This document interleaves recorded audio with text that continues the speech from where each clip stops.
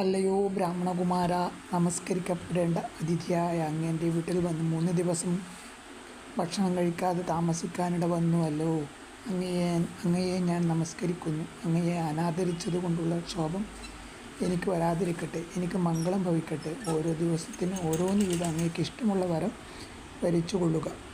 നചികേതസ്സിന് Yemen നൽകിയ 3 വരങ്ങളും സൂക്ഷ്മമായ അർത്ഥത്തിൽ സവർണ മേധാവിത്വത്തിൻ്റെ മുന്നിലുള്ള അദ്ദേഹത്തിൻ്റെ വിധേയത്വത്തിൻ്റെ അടയാളമാണ്. ഒരു ദലിത് പരിപ്രേക്ഷ്യത്തിൽ നോക്കുമ്പോൾ അതിലുള്ളത് കൊടുക്കുന്നവൻ്റെ ആഹ്ലാദമല്ല, ഒന്നും സവർണരിൽ നിന്ന് എടുത്ത് നീക്കാനാവാത്ത അധസ്ഥിതൻ്റെ നിസ്സഹായതയാണ്. തനിക്ക് പോലും പരിപൂർണമായ ആത്മജ്ഞാനത്തിൽ മനസ്സുറപ്പിക്കാൻ കഴിഞ്ഞിട്ടില്ലെന്ന യമൻ്റെ കുമ്പസാരത്തിലും.